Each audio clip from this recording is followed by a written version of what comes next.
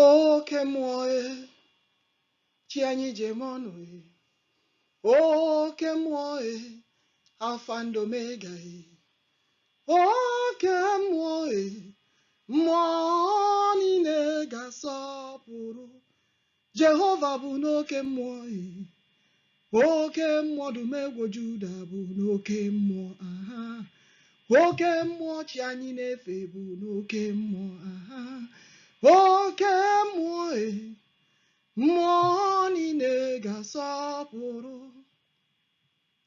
ị ma na chi anyị na-efe bụ oke mmụọ karịrị mmụọ olori ihe loro ehi eke loro eke ehi loro ehi ọdụm loro ọdụm agụ loro agụ agụ na-eche mba ka ọ bụ ọdụm egwu Juda oke mmụọ tonu ya eze Jizọs ọ bụkwa oke mmụọ ngwanụ kpọọ ya Chukwu okike abịa amaghị oke mmụọ mmụọ niile ga-asọpụrụ ọdụm egwu Juda bụ n'oke mmụọ aha oke mmụọ Chineke ala Igbo ọ bụ n'oke mmụọ aha oke mmụọ Jehova Biafra bụ n'oke mmụọ aha oke mmụọ mmụọ niile ga-asọpụrụ chi anyị na-efe bụ n'oke mmụọ aha oke mmụọ onye nwe ụwa bụ n'oke mmụọ aha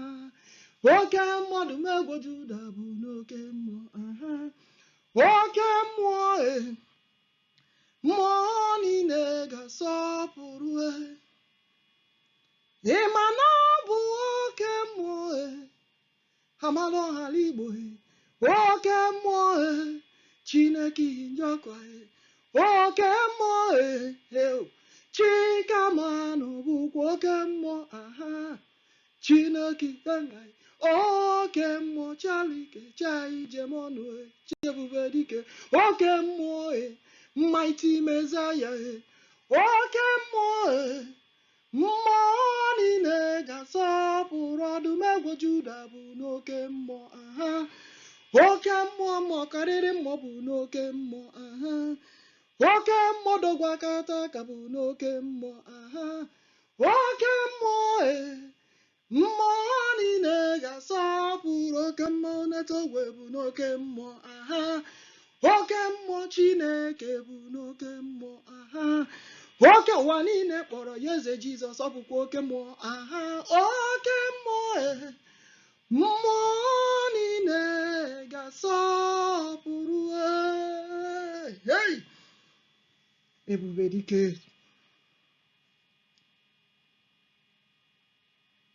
I know that you all may not know this. E nwere ọtụtụ aha ndị ochie tụrụ onye nwanyị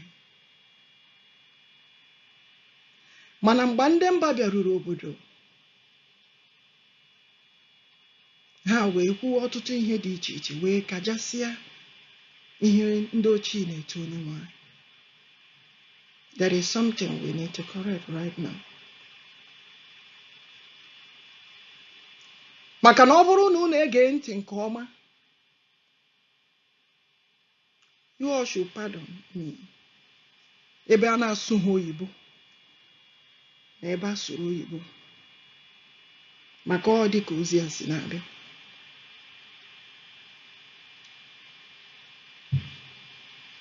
Unu ga-aghọta nke ọma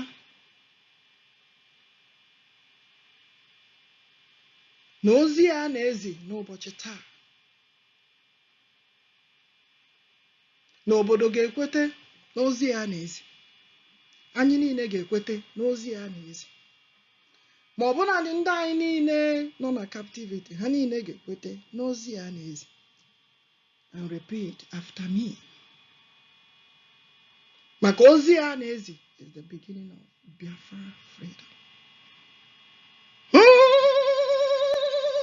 Jehovah onye ike niile dị n'aka eze ebube ezere nsọ chi na-atọ ndị ihe na-agbụ chi na-ekwu okwu ma mezo o kwere mkpa menya dị Alfa and Omega ebube dike ebube dike ebube dike Jehova Biafra Chineke ala Igbo Chinekwu okwu ma mezo. Who can battle with the Lord? Who can battle with the gods of the land? Who can battle with the gods of our ancestors? Who can battle with the God of our forefathers? Who can battle with Chineke Nenochie? Who can battle with Chineke Neneze? Who can battle with our Lord? I said nobody. Who can battle with Jehovah? Who can battle with Messiah? Who can battle with Jesus? Hey! I said nobody. Emmanuel, Jesus aboroya. Emmanuel ya vodu mewo Judah. Emmanuel ruru mbo rurule. Ịkpa ha anyị na-etu ya rara ahụ. Ọdụm egwu Judale. Chinebi n'etiti ndị ya. Chineke aligbo. Jehova Biafra ka ọ bụ n'ezie. Ọdụm egwu Juda. Ọdụm egwu Juda. Ọdụm egwu Juda. Ọkọdụm lụrụ ọdụm n'ezie. Ọdụm egwu Juda. Chineke ya na ndị ochie gbara mgba. Ọdụm egwu Juda. Ọdụm egwu Juda n'ezie. Ọdụm egwu Juda le. Chi ya na ndị ochie gbara mgba. Ha wee gbata mgba. Ya wetuo ha dike. Ya wetubekwa ngole. Ya si enyere m unu nke a. N'ihi na unu bụ nke m wee. I see. Ruo mgbe ebighị. Ọgwa anyị na Chineke. Unu makwa na ọtụtụ ihe mere. Unu makwa na ọtụtụ ihe mere n'oge nke gara aga. Mana onye nwanyị na-ekwe anyị nkwasị ihe chai. Biafra nation will stand. Ụmụ nke m unu kwesị ike. I said Biafra will stand. Biafra nation will stand as a country of its own. I said Chineke obenye mba. Ebube dike olori ihe loro enyi ya si gị lekwa anyị o. Chineke gwebike Chinatọ n'ihe na-abụ. Asị gị aka na-echekwa obodo. Odozi obodo lee n'ala Biafra. Chi anyị je ọnụ biko lee. O kwere nkwa mee ya ka ibue. Chi n'ezi ozi nara ekele m jiri bịa. Ka o wee dịrị anyị niile na mma. Asị m ọ ga-adịrị anyị mma n'ụtụtụ. Ọ ga-adịrị anyị mma n'ehihie. Asị m ọ dịworo anyị mma n'anyasị. Ka ọ dịrị anyị mma n'eke n'orie n'afọ na nkwọ dagodo. Shadrach, Meshach, Abednego. Ịma na eke nọ n'etiti ha. Eke batara n'etiti orie n'afọ na nkwọ. Ebe niile wedere juwe. Ya were jụwa fere ajụjụ. Ngwanụ gosi anyị Chinefe. Ya were jụwakwa Nebukadneza ajụjụ. Ya si ya ọ bụ onye ka ị na-efe. Ịma na chi ndị anyị na-efe bụ chi dị ndụ anyị. Chi na-ebi n'etiti ndị ya. Oji ọkụ eri aja lee. Mgbe ha jụrụ ọ bụ gịnị ka na-etu ya.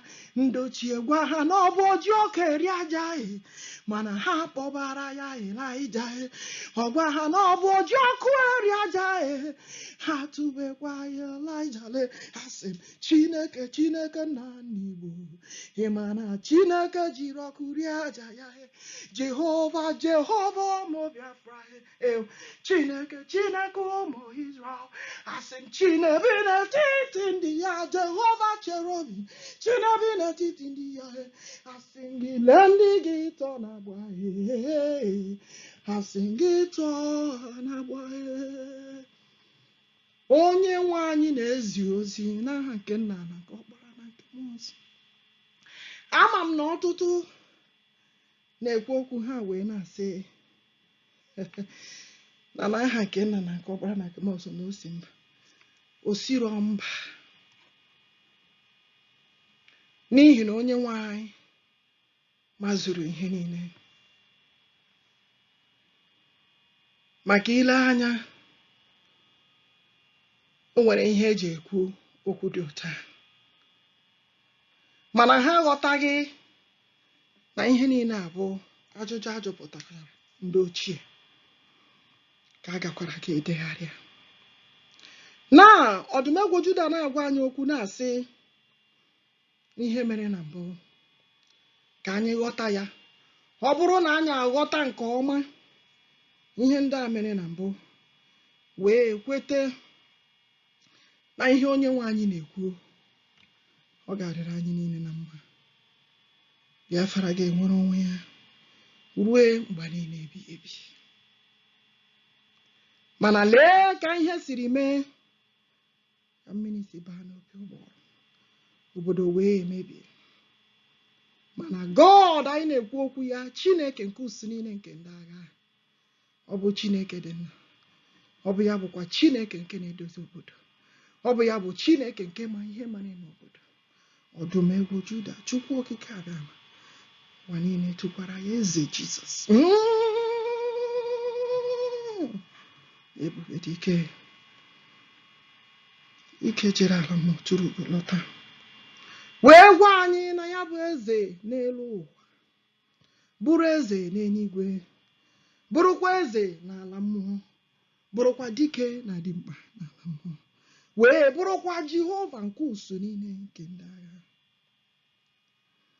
Ama m na ọtụtụ agaghị aghọta Ọdụmegwu gwuru okwu ya sị na e nwere ihe merenụ eji etu dike n'ala Igbo maọbụ n'ala Biafra. Ọ dị ihe mere na mgbe ochie nke ndị mmadụ na-amataghị, n'ihi na ọ bụ mba niile ketụrụ dike. Ọ bụrụ gị bịa n'ala Biafra taa, ị ga-ahụ ndị na-aza ma agụ ma ọdụm ma ihe niile dị iche iche nke onye nwe anyị na-akọwa.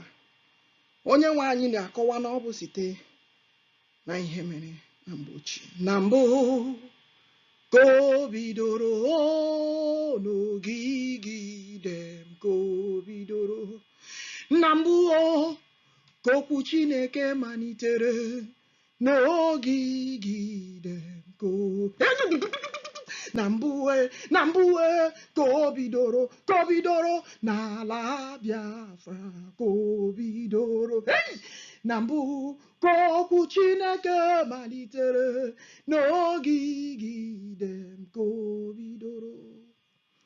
Unu jụrụ ajụjụ ndị chọọ obodo bịa wee na-achọgharị obodo Biafra. Mgbe ha bịara, ọ gịnị ka ha nọ na-achọ? Ọ gịnị ka ha nọ? Maka na ọ bụ obodo ndị na-efe Chineke, maka na ọ bụ obodo Chineke na-agbadata wee kwuo okwu ya na ndị ya. Ọ bụrụ na ọ bụ ya, ahụkwala m our natural resources, ahụkwala m ihe niile nke Chineke nyere anyị, ma mmanụ anyị, our oil, gold, silver, everything nke o nyere anyị, nke dịrị ụwa nyokwu. Mana Ọdụmegwu Juda na-akọwa na o nyere obodo ọbụla ihe ha n'iche iche. Onye anara na obodo ọbụla ihe n'ike, onye anara na obodo ọbụla ihe n'ike. Do not take their natural resources away by force. Do not take their things away by force. N'ihi na every country has what God has given to them. Biafra is a nation. Biafra is a country. Now, let us go to ihe eji na-agbasa ozi a n'ụbọchị taa. I know the people that speak English do not get it bad. This is how this message is coming today. Maka na ọ dị ọtụtụ ihe nke a na-ekwu, asụọ ya n'oyibo, ha agaghị emegharịa ya si lekwe ihe akara. Because Ọdụmegwu Juda is saying that they translated so many things wrong during the time of our forefathers. And those things are translated wrong. Maybe obodo. Now, can you all understand very well that the name Amadioha, they translated it wrong.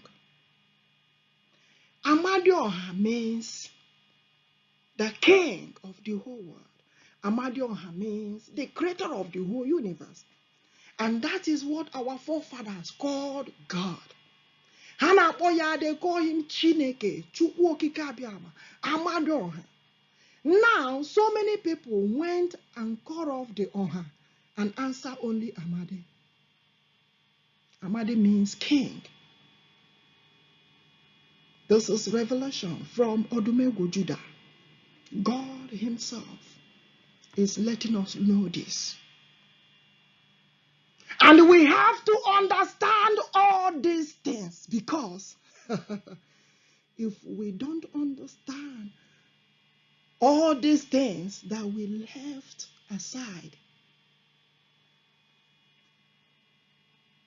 thinking that we will just continue without understanding what Odumegwu Judah is saying, we have to understand this. Now, let me tell you, they translated so many things wrong that made our people not to answer the names of our forefathers.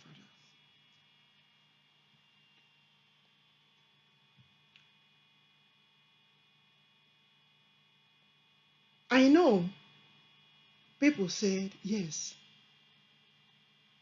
there is something they call good, there is something they call bad, and we want to get the good part of it.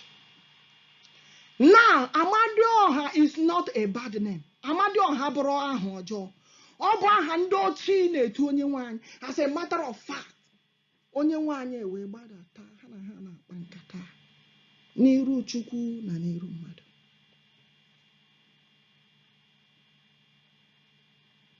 I have let you all know the meaning of Amadioha. It's not idol, ọ bụrụ ife idol. Now, the name Njoko was supposed to be Ihe Nji Oko. Now they cut it aside because the name they have omimi for these people to answer this kind of name. Ihe Nji Oko, the ones that carries the light.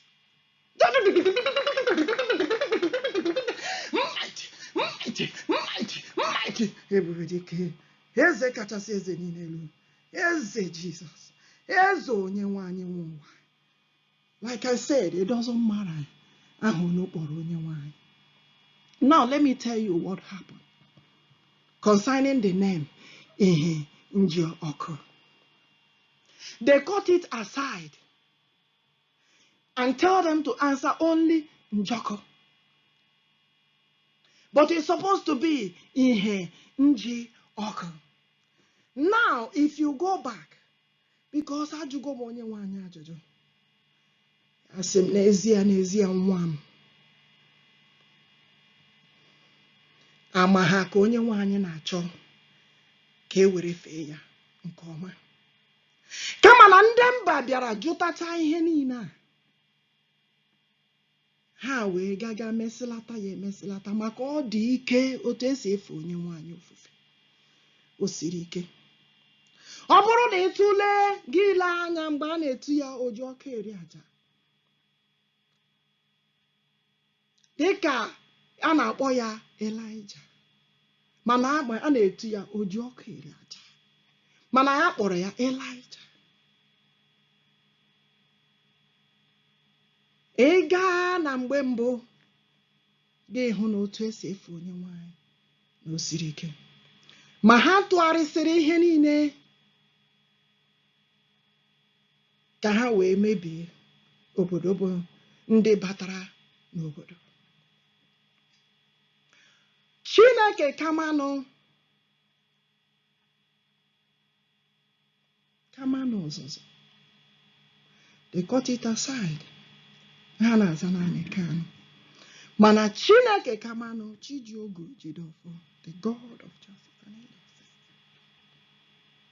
Chineke, if you come to the Kamanos, na mgbe mbụ na mgbe ochie Odumegwu Juda na-akọwara m na ha bụ ndị na-ekpe, they are like natural lawyers.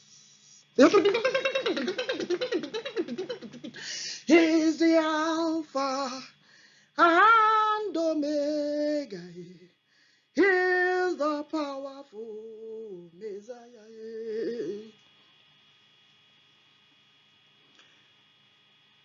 Mana ndị mere invent obodo ọ dịrị ha ike n'ihi na aha ndị anyị na-aza dị ike, mana aha ndị ahụ sitere n'aka ọgbụgba ama nke Onyenwe anyị, maka Onyenwe anyị gbara ha ama ọtụtụ aha ndị a. Lekwe ihe a ga-akpọ nka, lekwe ihe a ga-akpọ nka, lekwe ihe a ga-akpọ nka. Mana mgbe ọ na-abịakwute ha, ọ bịakwute ha ọ sị ya bụ ụta, maka ọ bịakwutere ha n'ụdị dị iche iche wee nye ha ọtụtụ aha.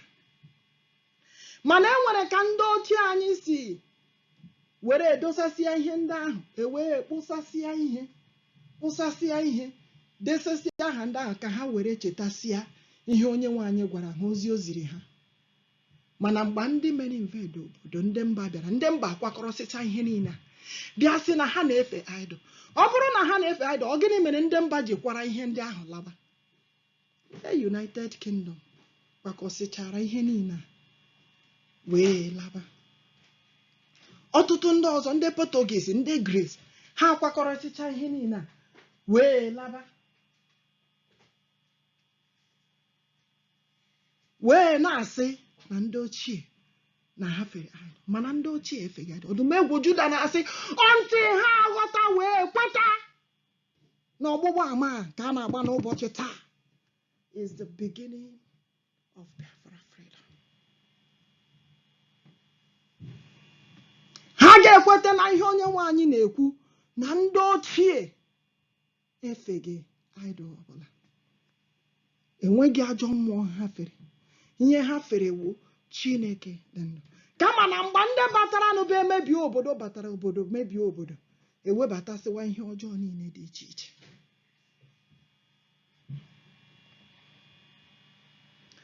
Ọ bụrụ na ndị ochie na ọ bụ ajọ mmụọ ka ha fere, ngwanụ ele ihe mere unu ji nwee ebe a na-akpọ arọ nke Chukwu. Now, ka m gwa unu, ama m na o ruru mgbe o ruru m jụọ Onyenwe anyị ajụjụ 4 years ago na ihe gbasara the name Ikenga.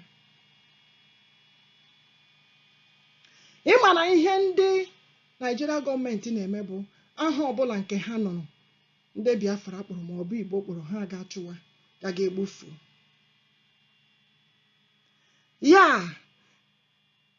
ndị Igbo na ndị Biafra na-etu Onyenwe anyị Jah, ụfọdụ na-etukwa Jah Jehova. Agwara m unu na ọja anyị a na-afụ afụ, ọja anyị ahụ bụ Holy Flute, ọja ndị mmụọ. Mana abịa unu na-ala ike ịkpọ Holy Spirit. Gịnị wụ Holy Spirit? Mmụọ dị nsọ. Mmụọ bụ mmụọ, oke mmụọ karịrị mmụọ.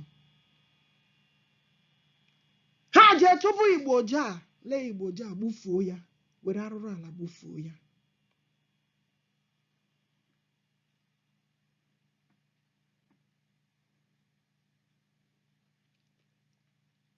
Asị m ndị niile a na-aza aha ndị ochie anyị aha niile, may God also protect them, protect all of us. Now listen, lekwe ihe ọzọ ha na-eme. Ka m kọwara gị ihe nọ na the name Ikenga. Ikenga supposed to protect thy people. Ikenga na mgbe ochie protect the land. Ikenga protect the people. Mgbe ochie ala, ndị eze protect their people. The queens, ndị lọlọ protect thy people. They protect the land. Mana ọtụtụ ihe ka a na-emezi na ihe onyonyo wee na-akọwara ha ihe ọzọ. Mana Odumegwu Juda na-akọwa maka unu niile ndị na-eme movie. Enwere ihe Odumegwu Juda na-ekwu.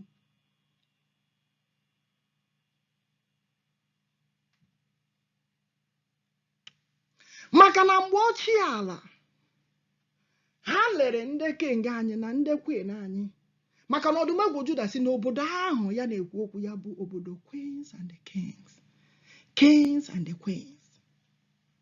Agbaga ya agbaga dide m nọ na-atụle ya Odumegwu Judah wee mee m assurance, full assurance m n'ala Igbo, ala Biafra ya na-ekwu okwu ya is the land of the kings and the queens. Ọbụma afụrọ, ọbụma ahụrọ, ọbụma ahụbeghị ka ndị anyị si eme. Na ha na-eje otu ahụ, na ha na-eje ojide otu ahụ, is not ordinarily. Ya ewutele ndị mmadụ, ọ bụghị ihe mpako, ọ bụghị ihe ime pride, ọ bụghị ihe ime nkonko, kama na ọ bụ ka chi anyị dị. Chi anyị na-efe ọkpa nganga kpa n'ime Chineke anyị o. Chi anyị na-efe bụ chi nwe bara n'ezi ya. Ọ bụrụ na a na-eji ka na-eme bara, kama na ọ bụ ka Chineke anyị dị.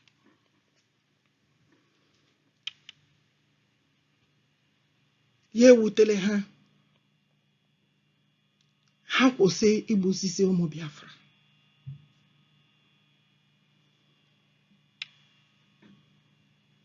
Ha gee ntị na onye nwe anyị asịwo na Biafra ga-anọ as a nation, otu obodo ndị ọzọ nọkwa. Ka a na-ezi ozi ya n'ụbọchị taa, ka leaders around the world ka ha nụrụ ya.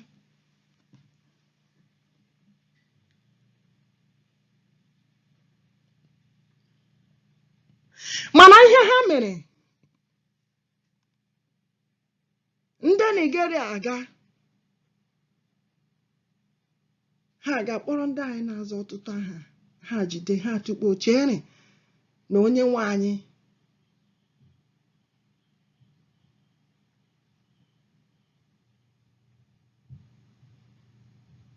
na ọ naanị n'aha ndị ahụ ka ọ nọ.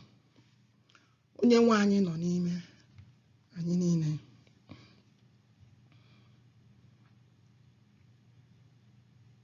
Onye nwe anyị na-ebi n'etiti ndị ya, asị m ya nọnyere anyị, maka na ọ ihe ndị ochie dị mbụ na-etu ya, Chineke nke na-ebi n'etiti ndị ya.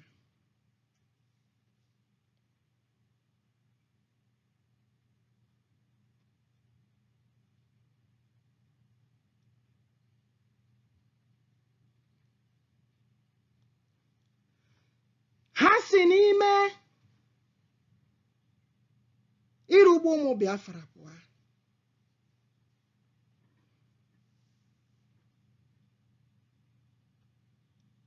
Ịma na ha translated the meaning of Ikenga wrong. Ọ bụrụ na ị na-azụ Ikenga, mgbe ochie ala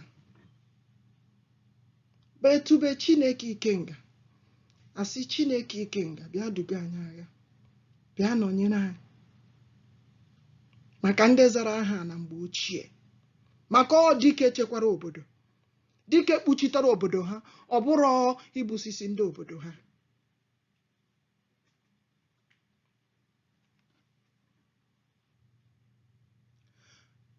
The name Ikenga bụ dike chekwara obodo ha, ọ bụghị ịga na-egbusisi obodo ha. Were Igbo bụ Igbo, ndị ihe a na, ọ bụ dike chekwara obodo ha, kpuchitere ndị ha, chekwara ala ha. Mana ndị Nigeria gọọmenti nụ ha n'aka anyị kpọrọ aha ọbụla, ha agaga chụba ha otu a ka ha si chụba Igbo ji aga egbufu ya. Ike nsọ, aha ya ahụ bụ ike mmụọ nsọ. Yes! Mighty Messiah. Ike nke mmụọ nsọ, mana ha na-akpọkwa ya ike nsọ.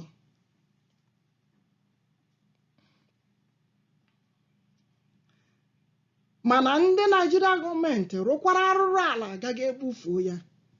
Let the world know the atrocities that they have committed against the Biafra people.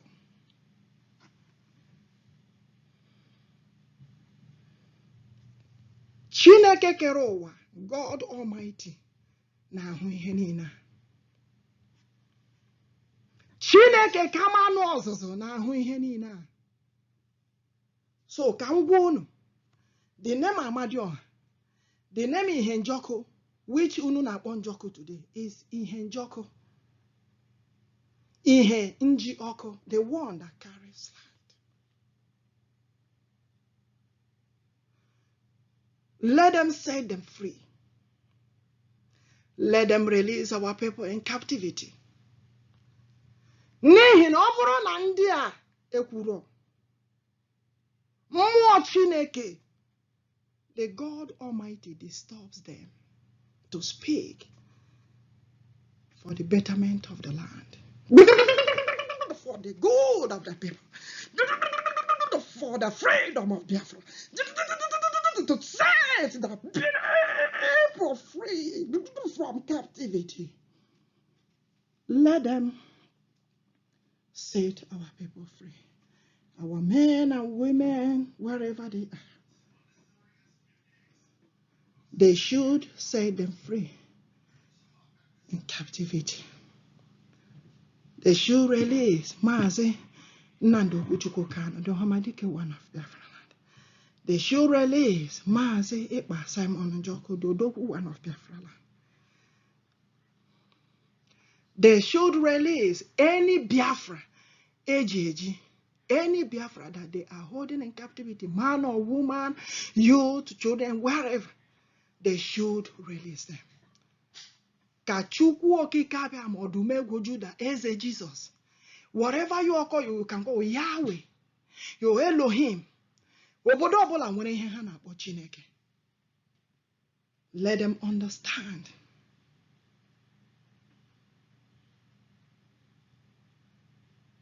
that God na-ahụ ihe niile. United Nations should understand that God is seeing all this.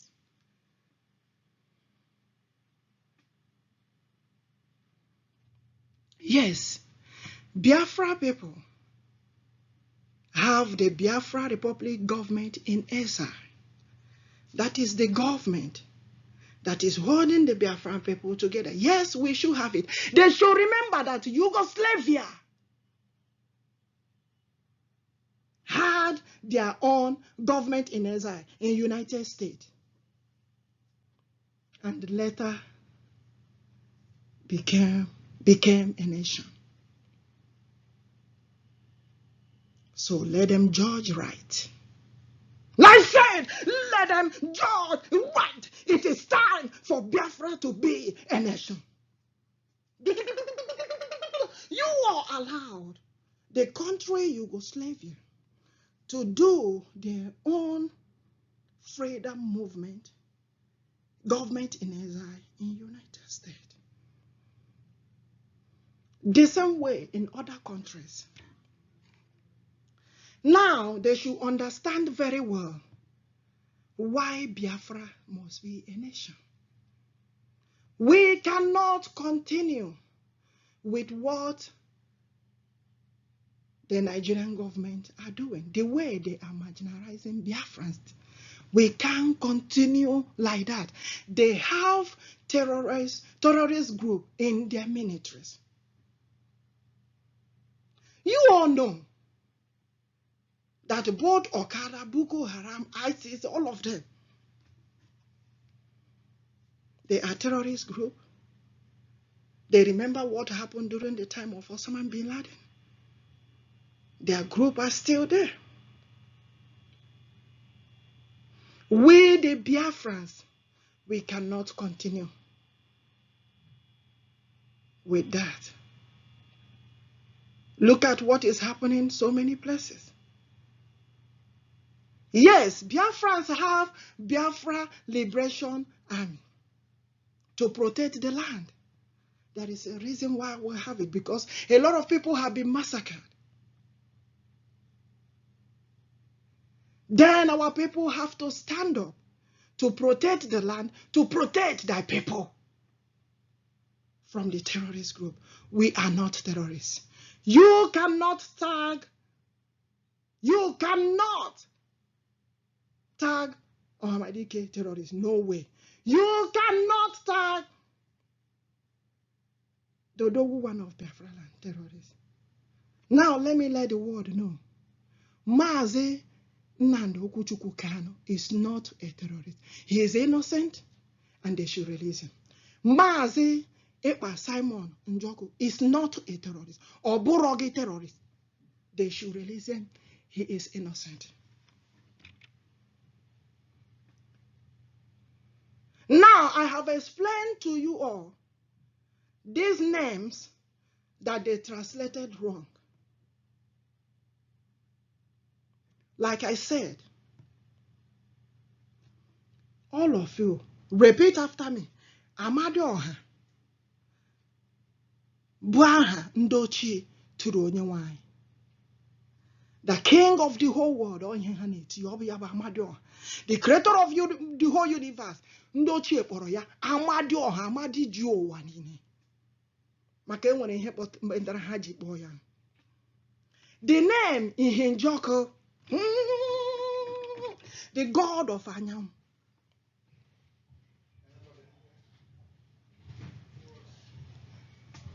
Chineke ji Oki. But to have Okwen and Jok. Kamano Azuzo, Chineke Kamano Hana Okwana Kano. The God of justice and injustice. Chijio Gunafo. Our people is not a terrorist. They are not terrorists. Mwochi ala unu watch ya unu ga-ahụ na ndị eze anyị na-ekpe ikpe. God of Kamanos. Ọ bụrụ ihe a unu na-emezi n'onyonyo ugbu a ya dịkazi Ọdụmegwu Juda na-akọwa na eze na-echekwa obodo. Protect the land. The laws protect the land, protect the people. The same way with the name Anakpo Ikenga. You will know very well. Ekwela ka ha ghọrịa gị. Ekwela ka ndị Nigeria ghọgbuo gị no.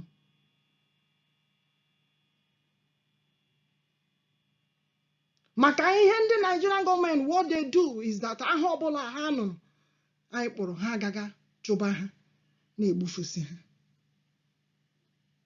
Maybe na ituru ndị anyị etutu. Now, ọ bụ eziokwu na onye ọbụla chọrọ ịnụ the main point.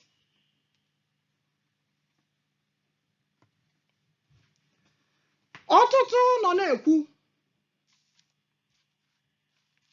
na-asị ele ihe anyị ji akpọ onye nwaanyị Chukwu Okike Abịama. Nwaanyị anyị na-aga akpọ ya Chukwu Okike Abịama. Obodo ọwụla nwere asụsụ ha na-asụ. Obodo ọwụla nwere ihe ha na-akpọ onye nwaanyị. Ha nwere ihe ha na-akpọ, they have the name they call God. Ụfọdụ na-akpọ Yahweh, Elohim. Ndị English na-akpọ ihe ha na-akpọ. Ọ bụ gịnị mere anyị nwakpọ nke anyị ya bụrụ nke bụ idol?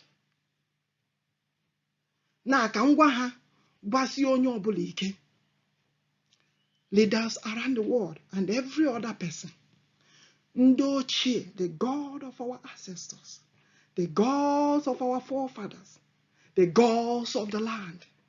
Chineke kere ụwa, Eze Jesus, it doesn't matter ihe unu kpọrọ ya, the savior of the world. Na-agba ama n'ụbọchị taa na-agwa unu, agwasi unu ike na ndị ochie anyị, ndị nke ahụ nọ na mbụ, before ndị Portuguese na ndị Greece na ndị United Kingdom na ihe niile eme ihe mfe. No, Chineke nke usu niile nke ndị agha ka ha nọ n'efe. Enweghị idol ha fere, dee ya ede n'ụbọchị taa.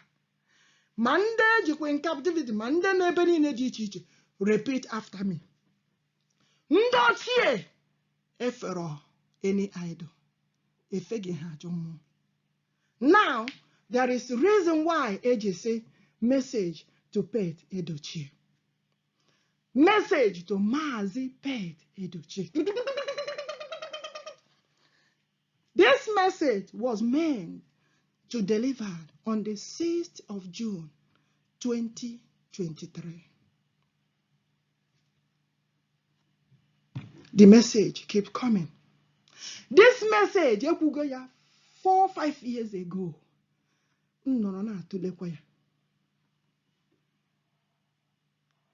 Now, when an interview, Mazi Pete Edochie mere. Mgbe a jụrụ ya ajụjụ n'interview ahụ, ajụọ ya kedu ka ndị mba ndị mere invade si bịa nyere ha aka. O wee sị na ndị ochie nọ na-egbu ejima, mana the gods of the land, ọdụmegwu Juda, Chukwu okike abịama, Eze Jesus, the king of the whole world, amadu ọhụ ụwa niile, ekekere ụwa, Chineke ọdịnala, Chineke omenala, na sị na m zie unu zigara Mazi Pete Edochie. May God protect him. May God guide him. May God lead him. May God save him. May God protect all of us. And may God Almighty, the God of our ancestors, continue to fight each and every of our battles. Ya si n'ezie ya na ihe ahụ abụrụ gị eziokwu. Na ndị ochie egbukwa gị ejima o. Ndị ochie unu jidekwe ntị n'aka, ọkwa ka esi n'ezi ozi a. Ndị ochie egbughị ejima. Ndị ochie egbughị ejima. Ndị ochie egbughị ejima. Mana ihe mere bụ na ndị batara obodo hụrụ ka obodo anyị nọ na-amụ ejima. Enwere ihe ọdụmegwu Juda mere. Ọdụmegwu Juda wee gbanwee okwu to save the ejimas.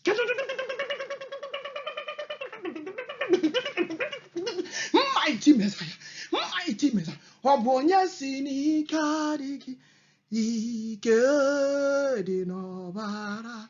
Ọdụmegwu Juda chi anyị na-efe, ike dị n'ọbara ya. Hey! The enemy in disguise. Ha wee na-asụ asụsụ anyị. Mgbe ha ji na-asụ asụsụ anyị ahụ, maka ndị mba si lekwa ihe ha ga-eme ka o wee dị ka ha bịaziri imeziri anyị obodo. Ha wee lee ndị ejima ahụ na-egbuchi, ma ndị ha kpọkọrọ ekpokọrọ, ụmụ ha kpọkọrọ ekpokọrọ gbalaga. Enwere mgbe m bịara bịaba anụzie, mgbe a nọ na-ezi m ozi a leta ka m nụrụ na enwere ihe ọzọ mere otu ahụ. A bịara kpokọrọsịcha ụmụaka, kpụrụ ha gawa obodo mba. Ọdụmegwu Juda na-agba ama na that interview na ọ bụ asị na that thing ekwuru sị na ndị ochie nọ na-egbu ejima is a lie. Our people did not kill any ejima. Kama the enemy in disguise were the people that were killing our twins. Because na ha nọ na multiply double upon double. Ha wee na-ezuru sisa ha. Na-ezuru sisa ha. Then ndị mba abịazie sị na ihe ha bịaziri bụ ka ha bịa kwụsị ha igbu ejima. Ọdụmegwu Juda sị is a typical lie. N'ọkwa ndị ahụ mere invade obodo in this guide bụ ndị nọ na-egbusisi ejima na-akpọkọrọsị ụmụaka.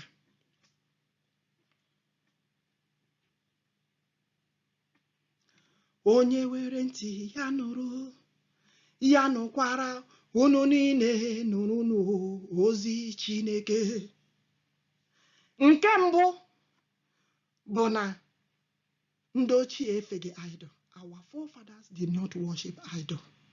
Ọ wee ebubo eboro ha ebubo. Nke abụọ bụ na ha egburu ọhụ ejima. Ozi a na-ekwu okwu ya siri ike. Egbu ha ejima. Gakwanụ zigara ha o. Gakwa ga-agwanụ Mazi Pete Edochie. N'ọbụ the enemy in disguise nọ na-asụ asụsụ anyị ndị batara n'obodo bụ ndị nọ na-egbusisi ejima ha na-ezurusi ụmụaka n'obodo ha wee bụ ndị ochie ebubo wee bịasị na ọwụ mgba ndị mere invent ndị mba bịara na ọ mgbe akwụsịziri igbu ejima isela ya ọkwa ndị ahụ mekwara invent obodo ọkwa ha nwa nọ na-egbusisi dị ejima ebube ebube mmụọ nsọ ebube dị ikele Chinezi ozi ebube dị ikele Chineke na-efe ebube dị ike. Now ihe mere na ebe ndị eze na ndị lọlọ nọ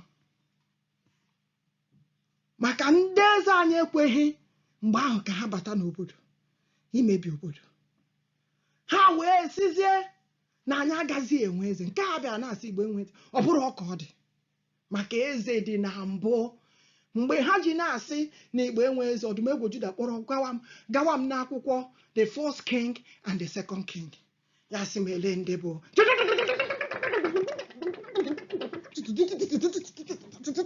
mighty Messiah Ọdụmegwu Juda wee na-asị m ka ịkwanụ ndị bụ ndị eze mbụ na ndị eze abụọ na ọ bụrụ m amaghị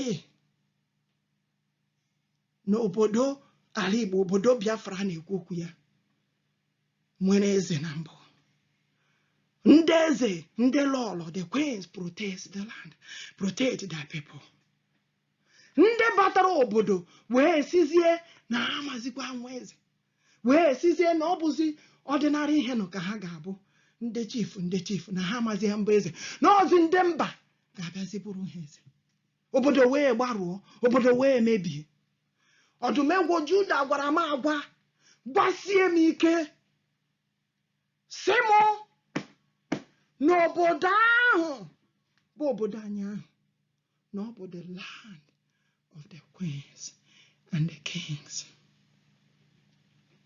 The land of the kings and the queens.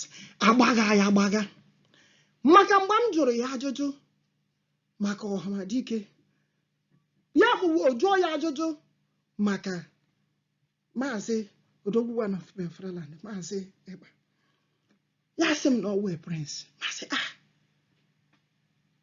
ya sị m na onye nke abụkwa prince m sị m jụọ ya ajụjụ Pete Edochie ya sị m na ọkwa prince m sị ya sị m na ha bụchọ ndị eze ma ya sị m na mma ihe merenụ ndị ala anyị ji eto onye nwe anyị the king of the kings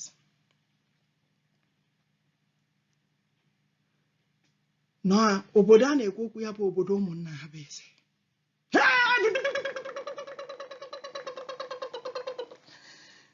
ya sị ma ọ bụ mamarọ nna na Igbo ọkwa eze ka ọ bụ mmụọ Biafra na eze ozi ọkwa eze ka ọ bụ ebube dike ama m ụwa niile na-etu ya ihe ha na-eti ụfọdụ na-etu eze Jizọs na-etu ihe niile ọkwa eze ka ọ bụ dike jere ala mmụọ tụrụ ugo lọta ọkwa eze ka ọ bụ ya sị m maka na edere m ihe ndị a onye eze m bịa wepụ ya Ọdụmegwu Juda abịaghachi bak sị m na ntighachi ya bak onye eze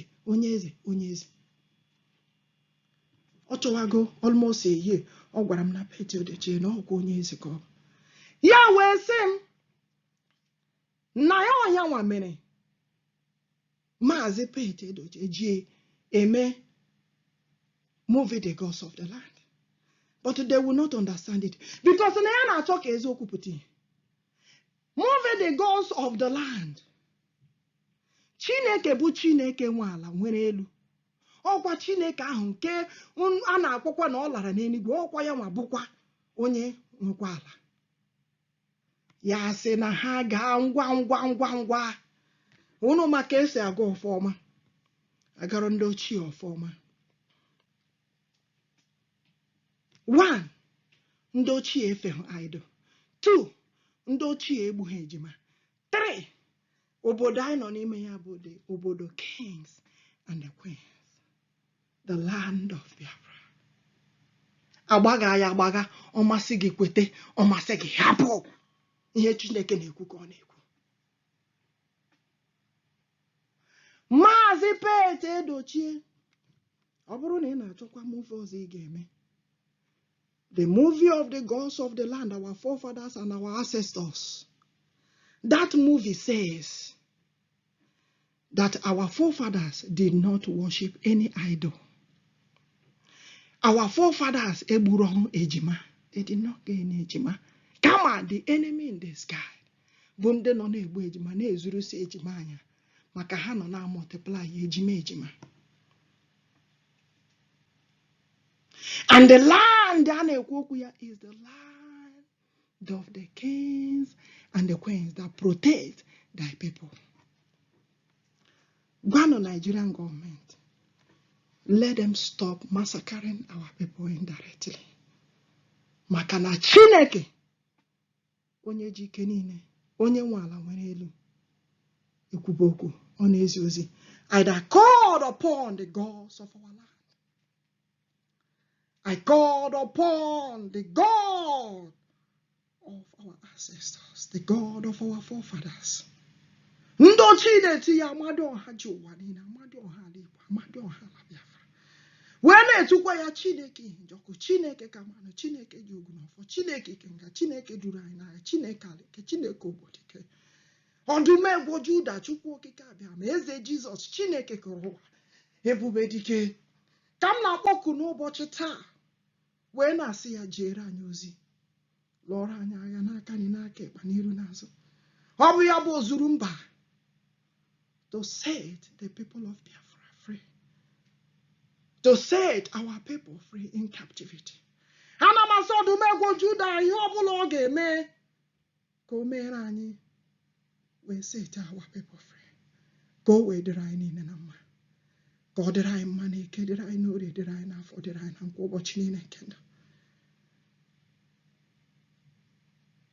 ka ọ dịrị anyị mma n'ụtụtụ, dịrị anyị n'ehihie, dịrị anyị n'anyasị. There is a reason why ahịa anyị ha ji na-aza eke, orie, afọ, nkwọ, and ọ ga-azagide ya ruo ebighị ebi. Because the God of Shadrach, Meshach, and Abednego said so. Yes, ọ bụ aha ndị mba kpọrọ ya. Ndị mba translate ya n'aha nke ha. Mana ọ bụ Chineke eke, orie, afọ, nkwọ. Eke batara n'etiti ha bụ onye nwe anyị. Oruwo Chineke n'oruwo, ebube dike. Oruwo gosi anyị n'ihe bụ chi ya. Asị m na oruwo, oruwo onye na-eme mma. Oruwo gosi anyị n'ihe bụ chi Chineke ala Igbo. Oruwo Chineke Biafra. Oruwo gosi anyị n'ihe bụ chi aka na-echekwa obodo. Oruwo odozi obodo. Oruola gosi anyị n'ibu chi the God that heals the land. Oruwo mmeri bụ nke anyị. Oruola gosi anyị n'ibu chi anyị. Onye nwe anyị nara ekele, eze ebube nara ekele. Ka ọ dịrị anyị niile na mma, ka ọ dịrị anyị mma n'ụtụtụ, ka ọ dịrị anyị n'ehihie, ka ọ dịrị anyị n'anyasị, ka ọ dịrị anyị n'ụbọchị niile nke ndụ. Dịka onye nwe anyị ziri ozi a, otego ziri ozi a, kama na ọ bụ site n'ike ya, n'ike nke mmụọ nsọ ya ka eji agbasa ozi ya. Ebube mmụọ nsọ ya, ebube dike, ka jeje ebube mmụọ nsọ le, ka jalala ebube dikele, chi anyị na-efe ebube dikele, eze Jizọs ebube dikele, Jehova Biafra ebube dikele, Chineke ụmụ Igbo ebube dike, chi anyị jemanụ ebube dikele, onye na-eje ozi ebube dikele, Chinata ndị ya na-agba ebube dikele, ọ dịwara anyị mma ruo ebighị ebi. Biafra nation must stand as a nation of his own, says the Lord of hosts. And as all of us have heard this message today, it shall be well with all of us. Let the blessings of the Lord continue to shower upon us. It shall be well with us in the morning, afternoon, and night. Oh God, may the God of our ancestors, the God of our land, the God of our forefathers, may God Almighty, yes, Jesus Christ, may God protect us, may God guide us, may God lead us, may God save us, may God shower his blessings and anointing upon us continuously, and may the God Almighty continue to fight our battles every day by day, for victory is sure for us. Thank you, thank you, thank you, and you all remain blessed. Bye.